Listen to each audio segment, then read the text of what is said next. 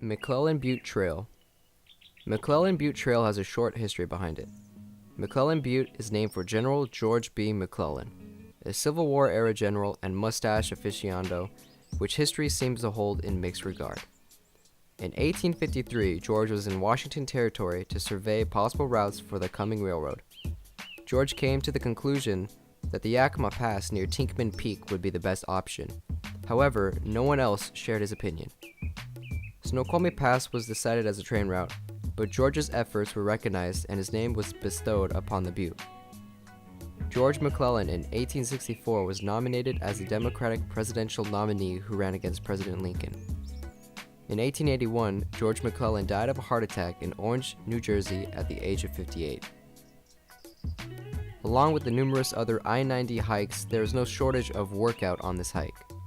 Like its counterparts, this trail is mostly for those interested in heading up steeply. Moderated with switchbacks at times, and with a gradual traverse when you need it. The rewards here are not without effort. The actual summit is a rock scramble, but the views and the flower-packed west-facing slope near the top can be enjoyed without making the true top. More than a few remaining old-growth trees and a soft tread make this a well-rounded hike, whether it is a training hike or your weekend reward.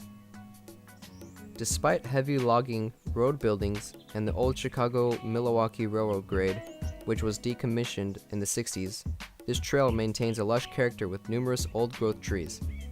Peekaboo views of the Alice Valley and Mount Kent to the east will keep you motivated to make it to the top.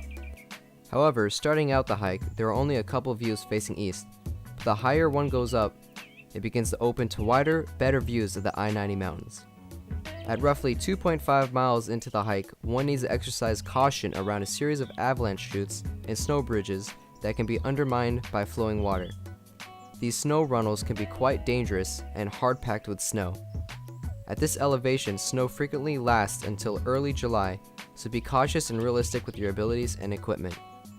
The trail continues about 4 miles, where it turns west and then quickly north towards the summit ridge. This last mile of the hike has small meadows, a vernal pond, and scrambled little rocky sections of trail. Before hikers reach the peak, the trail goes in a circle around the base of the peak, which ultimately gives them a 360-degree walk around, showing views from north, east, south, and west. Although most will be satisfied with the views from this area, the true summit may beckon to others. Watch for the steps and handholds blasted into the ridgeline. Views from the top encompass the full range of I-90 peaks, Snoqualmie Pass, and much of the Alpine Lake wilderness. McClellan Butte is now an attraction for the hiking community. It took 2 hours and 45 minutes. Strenuous. It's rigorous for sure. There's a lot of incline.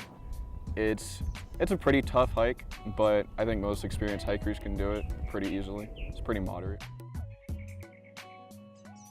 Right about where we are now, which is, this has got to be at least 3/4 the way up, you start to get kind of some peekaboo views to the east. And then eventually, of course, they become amazing as you get near the top. Gorgeous, especially once you get around the corner up there and you go to the other side of the mountain. You can't beat it. The views were gorgeous. So 3 snakes, Yeah, a few snakes, birds. Chipmunk. Yeah, nothing else. not a lot. You know, it's just some tracks, that's all. But no big animals. A few birds, couldn't tell you what they were, but here and there. Trees and plants.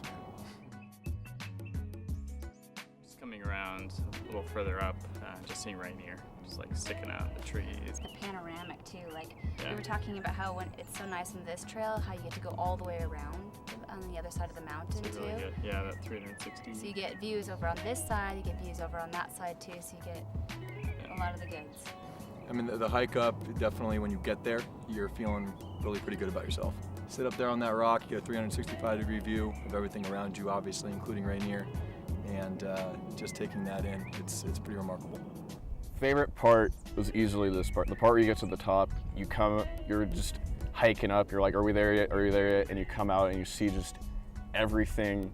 You can see miles around of the different mountains around you, and it's beautiful. Up there was a capsule up there, and basically they had all of us sign, all the people who made up there sign it. It made the blisters all worth it.